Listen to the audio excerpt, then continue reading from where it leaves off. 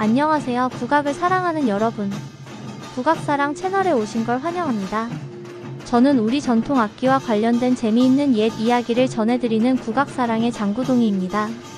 이곳에서는 사물놀이, 농악, 설장구, 그리고 각 악기에 얽힌 이야기를 함께 나눕니다. 오늘은 여러분을 아주 먼 옛날의 겨울밤으로 초대합니다. 꽹과리. 공연에서 장단을 맞추는 악기라고만 생각하시나요? 옛날에는 이 소리가 단순한 음악이 아니라 마을을 지키는 방패였다는 사실 알고 계셨나요? 오늘 그 숨겨진 이야기를 들려드리겠습니다. 자, 난로불 옆에 앉은 듯 마음을 편히 놓고 귀 기울여주세요. 겨울바람이 매섭게 부는 어느 날, 마을 사랑채에는 사람들로 가득했습니다. 바깥에는 눈발이 바람에 실려 날리고 지붕 처막 끝에는 고드름이 주렁주렁 달려 있었습니다. 어르신들은 두툼한 손바지를 입고 무릎에는 담요를 덮었고, 아이들은 장갑을 벗어 주머니에 넣은 채 난로 가까이 손을 내밀어 온기를 쬐었습니다. 그 가운데 마을 이장님이 무릎 위에 오래된 꽹과리를 올려놓았습니다. 겉면은 세월의 흔적이 고스란히 묻어 있었지만 여전히 은은한 빛을 발하고 있었죠.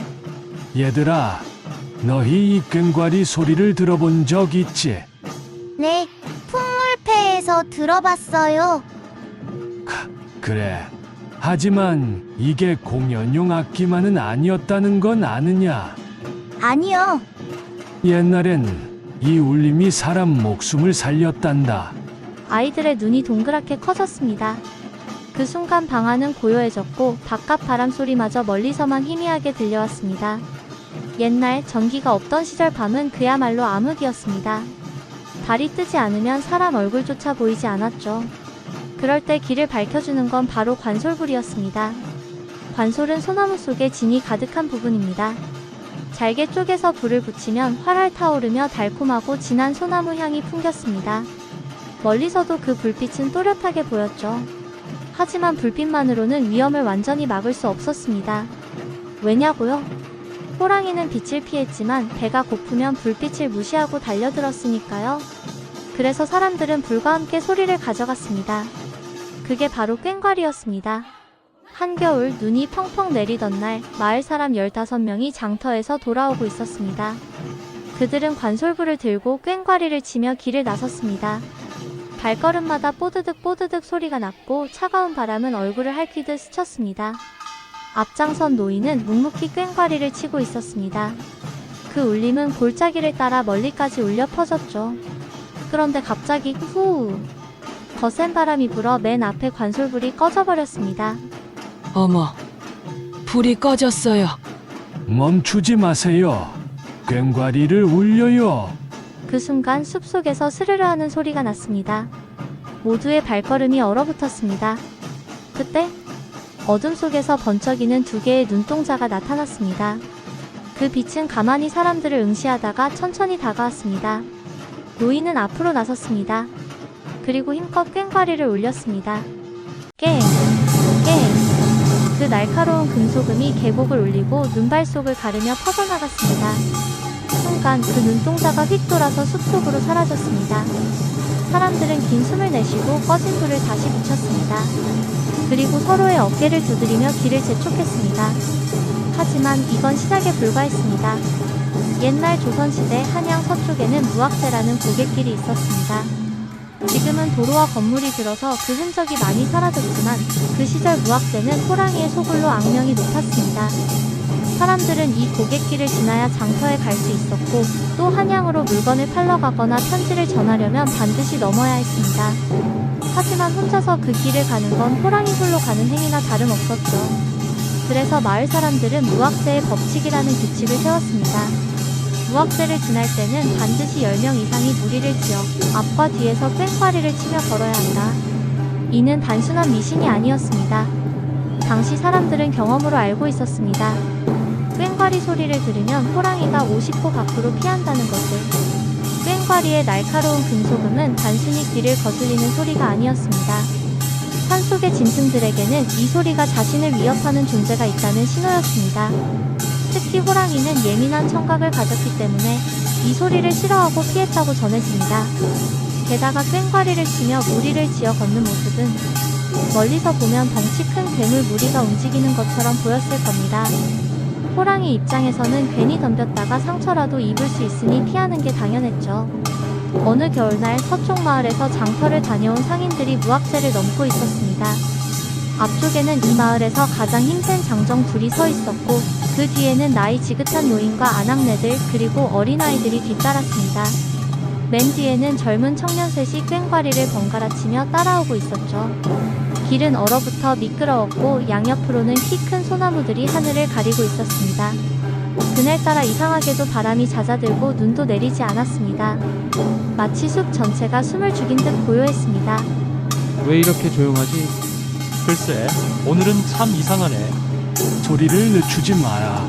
꽹과리를 더 세게 쳐라. 그때였습니다. 길 오른쪽 비탈진 곳에서 눈이 우수수 흘러내렸습니다.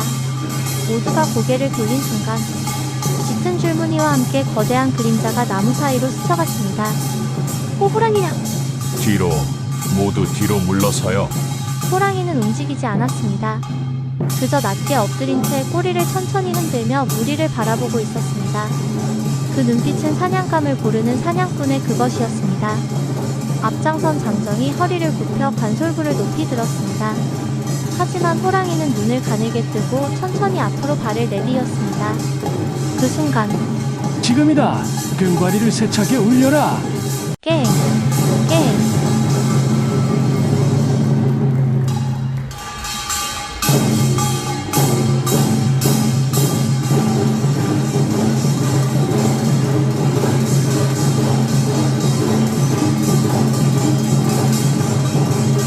세 개의 꽹과리가 동시에 울려 퍼졌습니다. 그 소리는 겨울 숲속에 메아리쳤고 나무가지 위에 눈이 우수수 떨어질 정도로 강했습니다. 호랑이는 순간적으로 뒷걸음질 쳤습니다. 그러나 완전히 도망가진 않았습니다. 여전히 무리를 주시하며 마치 한 번만 더 틈을 보이라는 듯 이빨을 드러내고 으르렁거렸습니다. 노인은 재빨리 결정을 내렸습니다. 앞뒤로 나누지 말고 원을 만들어 모여라. 불과 소리를 계속 유지하라. 사람들은 서로 등을 맞대고 원을 만들었습니다. 관솔불이 가운데서 환하게 빛났고 꽹과리 소리가 끊임없이 울려 퍼졌습니다.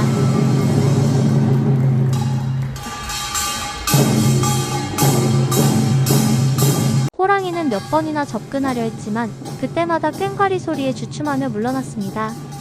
결국 15분쯤 대치가 이어진 끝에 호랑이는 휙 몸을 돌려 숲속 깊이 사라졌습니다. 사람들은 그제야 긴 숨을 내쉬었습니다. 몇몇은 다리에 힘이 풀려 주저앉았고 어떤 이는 눈가가 젖어 있었습니다. 그날 이후 무학재를 지날 때 꽹과리 소리를 줄이거나 멈추는 일은 없었습니다. 오히려 법칙은 더 강화되었습니다. 10명? 아니야. 최소 12명 이상. 불빛은 2개 이상, 꽹과리는 4개 이상이어야 한다. 사람들은 이 규칙을 철저히 지켰고 그 후로는 큰 피해 없이 무학재를 넘을 수 있었습니다. 하지만 호랑이가 항상 꽹과리 소리에 물러난 것은 아니었습니다. 사냥꾼들의 꽹과리 소리는 오히려 호랑이를 불러오는 함정이 되기도 했으니까요. 다음날 새벽 관솔불이 아직 희미하게 타오르는 시간 사냥꾼들은 두 조로 나뉘어 움직였습니다. 앞쪽 조는 꽹과리와 북을 치며 숲속으로 들어갔고 뒤쪽 조는 활과 화살을 손에 쥔 채 숨을 죽였습니다. 겨울숲은 발자국 소리마저 크게 울렸습니다. 뽀드득 뽀드득 그 위로 챙, 챙, 덩, 덩 하는 금속과 북의 울림이 겹쳤습니다. 나무 위에 까마귀들이 놀라 날아오르고 눈 위를 달리던 토끼들이 사방으로 흩어졌습니다. 꽹과리 소리가 세 번째 골짜기에 울려 퍼질 때 왼쪽 숲속에서 낮고 묵직한 으르렁 소리가 들렸습니다.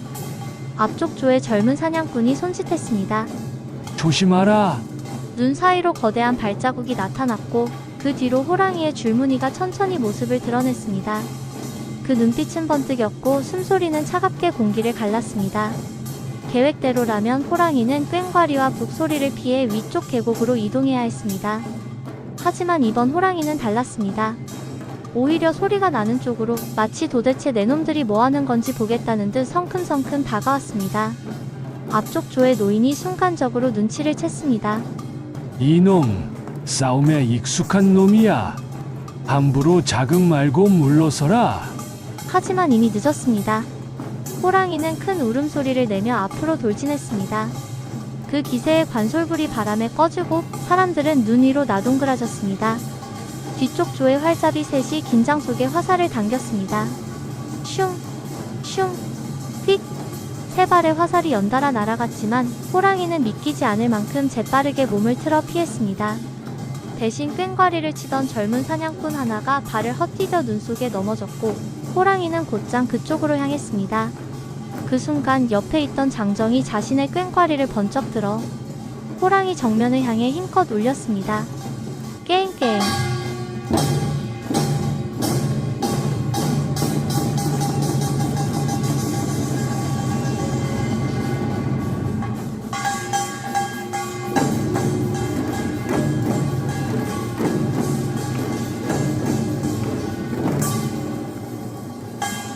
그 한 번의 소리에 호랑이가 잠시 주춤했고 그 틈을 타 다른 사냥꾼들이 소리를 합쳤습니다. 챙, 챙, 덩, 덩. 여러 소리가 한꺼번에 터져나오자 호랑이는 낮게 으르렁대며 천천히 뒤로 물러섰습니다. 사람들은 안도의 숨을 쉬었습니다. 호랑이는 깊은 산속으로 사라졌습니다. 하지만 방심하지 마라. 꽹과리는 계속 울려야 한다. 이 소리가 우리 마을을 지키는 방패니까. 그날 이후 꽹과리 소리는 마을에서 하루도 빠짐없이 울렸습니다. 장례식, 혼례, 장터, 심지어는 모내기 날에도 말이죠. 사람들은 그것이 단순한 전통이 아니라 마을을 지키는 호신부라는 걸 잊지 않았습니다. 이 이야기는 훗날 소학생 74호 기록에도 남았습니다. 밤에 큰 관솔불을 들고 꽹과리를 울리면 호랑이가 마을을 피했다는 실화로요. 또 조선시대 무학제를 지날 때 10명씩 무리를 지어 꽹과리를 치던 풍습도 이와 같은 이유 때문이었습니다. 여러분 오늘 이야기 어떠셨나요? 꽹과리 마을을 지키는 방패라는 주제로 옛사람들의 지혜와 용기를 전해드렸습니다. 소리 하나가 단순한 음악이 아니라 사람들의 삶을 지키는 무기이자 방패였다는 사실 정말 놀랍지 않나요? 저는 국악사랑 채널의 옛 이야기 코너에서 앞으로도 이렇게 재미있고 유익한 전통 이야기 그리고 국악의 멋과 역사를 전해드리겠습니다. 혹시 오늘 이야기가 흥미로우셨다면 좋아요와 구독 그리고 알림 설정까지 꼭 부탁드립니다. 여러분의 관심이 국악사랑을 더 풍성하게 만들고 우리 전통을 이어가는 큰 힘이 됩니다. 그럼 다음 이야기에서 또 만나요. 감사합니다.